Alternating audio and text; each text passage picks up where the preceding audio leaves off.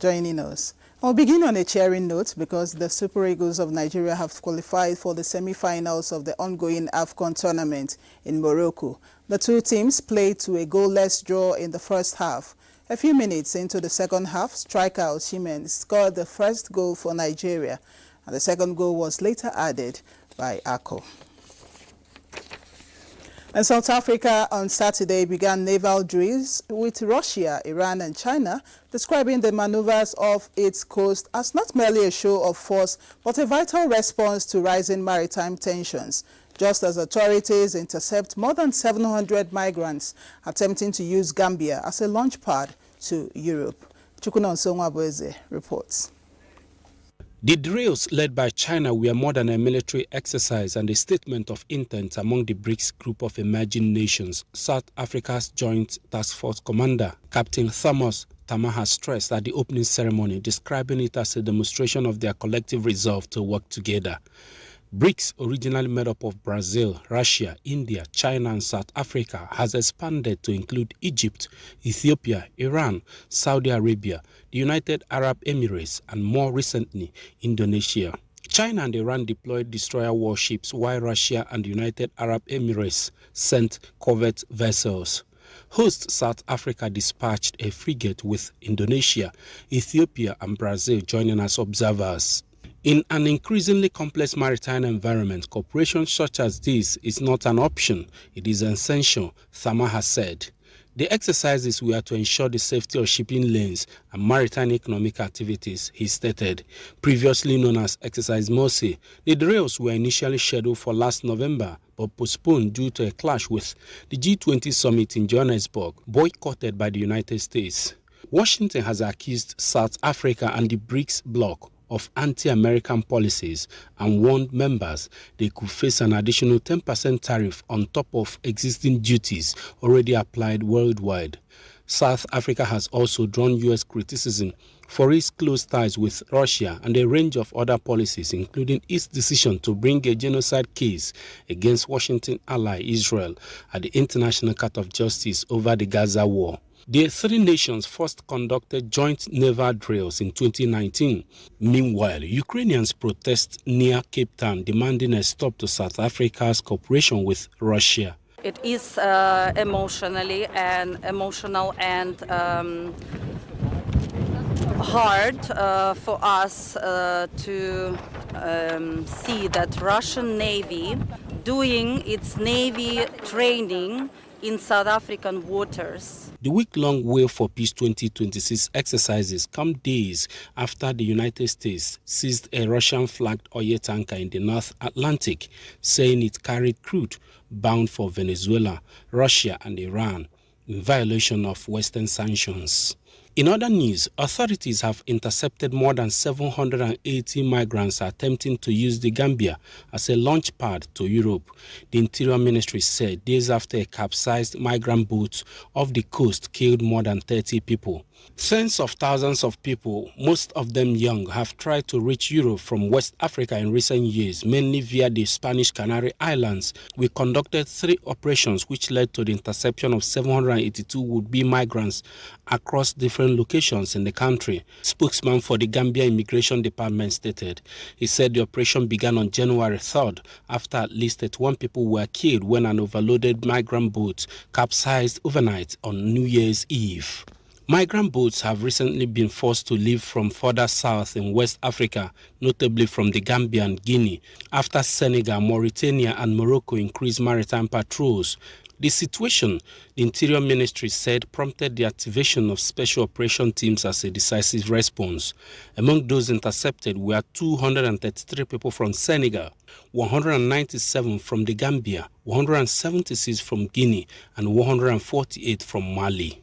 Chukunon Songwabweze, NTN News. The United Nations has called for upcoming presidential and parliamentary elections in Uganda to be safe for all involved and warned against the use of violence against protesters. Plus, French doctors gather in central Paris to protest as part of nationwide strike running from January 5 to 15, 2026. Chukunon Songwabweze again completes the report.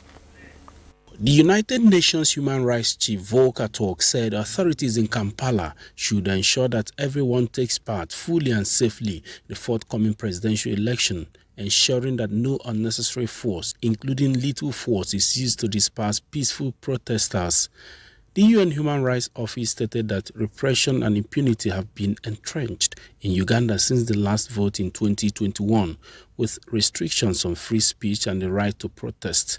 The office detailed in a report that a number of laws have been used in the last 3 years to silence those with dissenting views. Veteran leader Yoweri Museveni, 81, has been in power since 1986 and is aiming for a new term in office in the January 15 vote.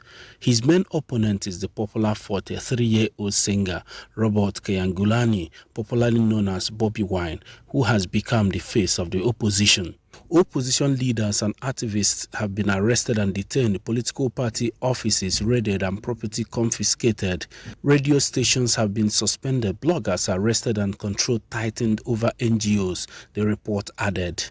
Amnesty International on Monday alleged that Ugandan security forces had used torture and arbitrary arrests to intimidate the opposition before the election. Fears of the same tactic have risen since Uganda restricted the import of Starlink and other satellite internet receivers in December. In another development, French doctors on Saturday gathered in central Paris in protest. The demonstration was called by unions who warn of what they describe as an increasingly authoritarian approach to health policy. The strike is expected to reach its peak early next week when many private clinics will be affected by operating room closures or reduced activity. Chukunon Sonwabweze, NTN News. People from around the world have come together in the historic coastal city of Ada to join the Vodun Days celebrations. It is an exciting 3-day event that happens every year and highlights Benin's deep spiritual and cultural traditions.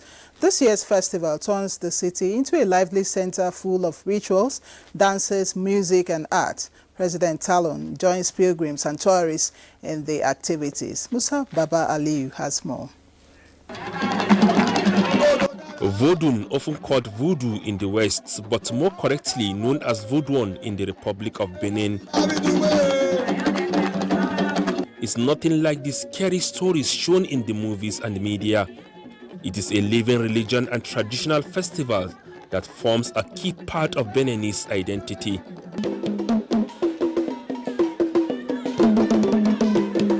The festival starts with a mix of old ceremonies and modern shows.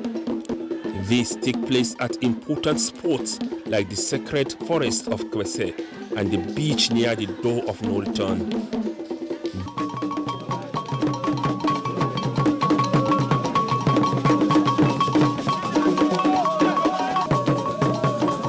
This year, the event draws a varied group of people, including those of African descent from the Americas and the Caribbean who want to connect with their ancestors. And to know more of my history, not just as a Kenyan, but as an African. So I came to be part of the bigger picture to see what did my brothers and sisters from Benin do in their fight to build up their religion and their spiritualism. And I've gotten to learn that their spiritualism is important just as ours.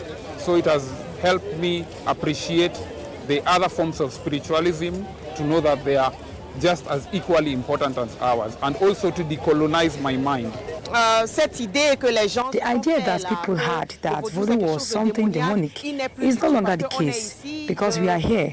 I dare to believe that there are many cultures and religions gathered here around voodoo culture. I came with the children for the first time to show them how the festival happens, and they are here having a great time, really enjoying it, and so am I. It's a very, very beautiful celebration. President Patrice Talon made a special visit. He toured the busy sites as both a leader and a regular person, showing the government's strong support for Vodouan as a national treasure.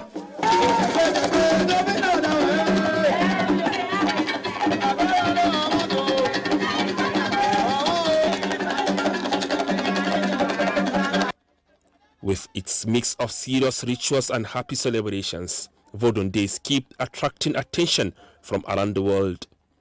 It shows that Benin's spiritual heritage is not just old history, but a living force that shapes the future. Musa Baba Aliyu, NTA News. In a rare and heartening event amid ongoing regional turmoil in Democratic Republic of Congo, an endangered mountain gorilla has given birth to twin males in Virunga National Park. The birds, discovered by trackers on Saturday, mark only the second recorded instance of mountain gorilla twins in the country since 2020. Scientists estimate that fewer than 1% of mountain gorilla pregnancies result in twins. Monitoring and protection measures have been intensified to safeguard the infant's survival in the volatile area. Conservationists hope the new arrivals will inspire renewed international support for protecting Virunga, where rangers risk their lives daily to defend wildlife against poaching and encroachment driven by instability. President Bola Tinubu has extended warm congratulations to Senator Aminu Waziri Tambuwal on the occasion of his 60th birthday, praising the lawmaker's long-standing contributions to Nigerian politics and governance. In a statement issued by his special advisor on information and strategy, Bayo Onanuga, the president highlighted Tambuwal's distinguished career, noting his service as Speaker of the House of Representatives from 2011 to 2015, and as a two-term governor of Sokoto State from 2015 to 2023. President Tinubu wished the senator many more years of good health and a brighter political future ahead. You're on to the news on NTA International. We'll take a break here. Despite the challenge of both mishaps, the year 2025 marked a defining moment in Nigeria's drive to reposition the marine and blue economy as a critical pillar of economic diversification, growth and global competitiveness. From far-reaching reforms to global reckoning, Chukwuna Nsonwa-Boeze in this report takes a look at how the maritime sector fared in 2025 as well as its prospects in 2026. The approval of the 10-year national policy on marine and blue economy early in the year by the Federal Executive Council set the tone for the reforms and transformation within the nation's maritime sector in 2025. The 2025 to 2035 policy provides a strategic framework for harnessing ocean and inland water resources sustainably while promoting investment, job creation, environmental protection, as well as wealth generation. Just like in the two previous years, the Nigerian Maritime Administration and Safety Agency, NIMASA, in collaboration with the Nigerian Navy, recorded 0 piracy incidents on the nation's territorial waters in 2025. The Nigerian maritime sector has seen significant growth and development, particularly enhancing maritime security and promoting international cooperation, and reducing piracy and maritime crimes in our waters, and the Gulf of Guinea, serving as a model for regional partners. The Deep Blue Project, the disbursement of the Cabotage Vessel Financing Fund, Deep Sea Port Projects, Port Modernization Programs, Inland Dry Ports Development Initiative were among the reforms by the Ministry of Marine and Blue Economy that got great attention in 2025. The establishment of inland dry ports across all 6 geopolitical zones underscores our determination to decentralize trade, bring shipping services close to the hinterland, reduce pressure on the seaports, and promote economic inclusion. With targeted interventions, improved coordination, technology deployment, and better sectoral planning, local fish production increased from 1.1 metric tons to 1.4 metric tons in 2025. Though stay short of the 3.6 million metric tons required annually, the ministry during the period spearheaded a stakeholders' collaboration to accelerate fish production, close the nation's estimated 2.2 metric tons supply gap through a coordinated policy roadmap that prioritizes food security, job creation, economic diversification that will address the challenge of overdependence on fish importation. On the international level, Nigeria's election into Category C of the International Maritime Organization (IMO) and the Minister of Marine and Blue Economy's emergence as the chairman of the Conference of Ministers of the Fisheries Committee for the West Central Gulf of Guinea in 2025, with a strong commitment to advance collective action against illegal, unreported and unregulated fishing, a major threat to marine sustainability, also underscored renewed global confidence in Nigeria's maritime leadership. This election is going to place Nigeria in a strategic position that they will be involved in decision making. That is a significant step. And then the most important aspect is Nigeria has also been part of most of the IMO regulations all through the year. Sadly, however, during the period under review, the sector recorded a series of boat mishaps across the country's inland waterways, resulting in many fatalities. And in a bid to curb the menace, the Committee on Prevention of Boat Mishaps in Nigeria was set up. The most significant thing that we need to do is to ensure that these boat mishaps that are happening do not reoccur. We need to find a lasting solution. Enlightenment campaigns on the mandatory use of life jackets and strict adherence to water transportation codes and regulations also witnessed an intensified advocacy by the ministry through the National Inland Waterways Authority, NIWA, in collaboration with state governments. As the 2026 unfolds, maritime industry experts will be focusing on how far the federal government can go with the ongoing reforms within the nation's marine and blue economy sector, with a key interest on the implementation of the report of the Special Committee on Prevention of Boat Mishaps in Nigeria submitted mid-2025, as well as the level of the country's contributions to global maritime governance as a council member of the International Maritime Organization. Chukunonsonwa Boeze, NTN News. In mid-2024, the federal government instituted a temporary zero duty and VAT exemption on imports for key staple food items aimed at curbing rising food prices and easing cost of living pressures. Although originally only to run through December 2024, the effects of that policy have carried into 2025 and beyond, with ongoing customs exemptions and further short-term waiver extensions in early 2025. That has come to a big price to local farmers who are now at a crossroad ahead of the 2026 farming season. Kelvin Ewonaye reports. The policy was a necessary emergency response to food inflation, designed to increase availability and reduce prices for Nigerians. It delivered noticeable reductions in food costs across markets in Nigeria. Food inflation dropped significantly through 2025, providing some relief to consumers. However, this snapshot conceals deeper issues. Imported staples have flooded markets, especially rice and maize, leading to oversupply and falling local farm gate prices. We have had a positive harvest that had created a lot of supply, and mind you, there are also issues of hoarding that we have been talking about. So there was a panic, and then also hoarders brought out their items, and that has maintained the stable even on the lean times, and even on high impact times. Prices have remained stable and in fact have even gone down. Both fiscal interventions and also in terms of policy direction of Mr. President that had impacted on the prices. While consumers may benefit in the short term, farmers tell a different story, with producers unable to cover production costs or even sustainable incomes.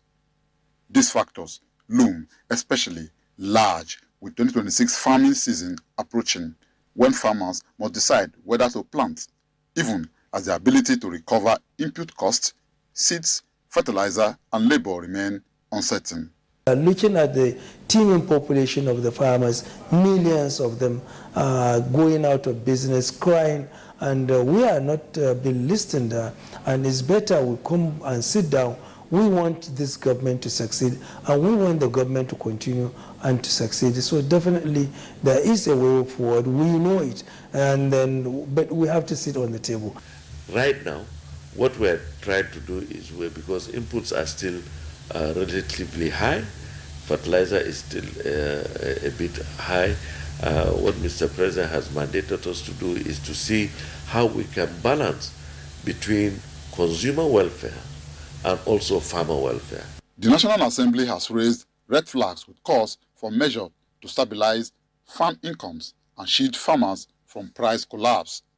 Proposals include import subsidies, reinstating commodity boards, and broader market interventions to prevent rural farmers from being squeezed out of the agricultural economy.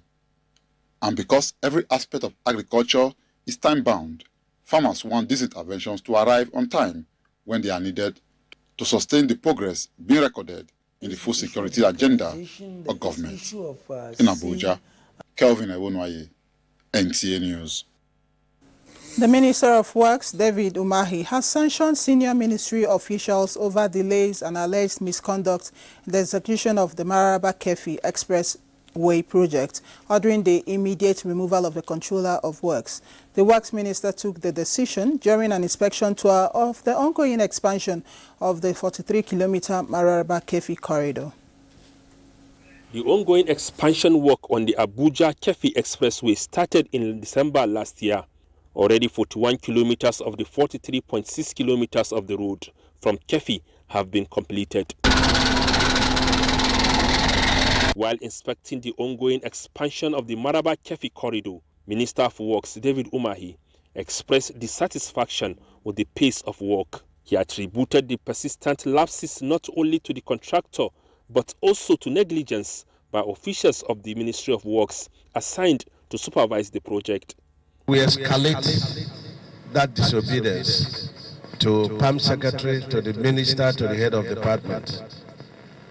The Controller has not done that, and for that, I'm directing the PAM Secretary to remove the Controller, effective from today, and pushed him to my office to go and learn how to obey instructions. And the PAM Secretary will post another controller immediately. He also ordered the immediate removal of hand-modeled caps along the road, directing that concreting of median road should commence without further delay, alongside the installation of solar-powered street lights across the entire stretch. Reading the Riot Act to ministry staff, Umahi declared 2026 as an action year, warning that indiscipline and negligence would no longer be tolerated. He instructed the company handling the road project to submit a detailed work timetable and a written commitment confirming its readiness to meet the February deadline. The minister urged ministry staff and contractors to discharge their duties responsibly in the interest of Nigerians, adding that sanctions would be imposed on erring officers. Musa Baba Aliyu, NTA News. Let's take a look at the weather forecast in Nigeria and some parts of the world.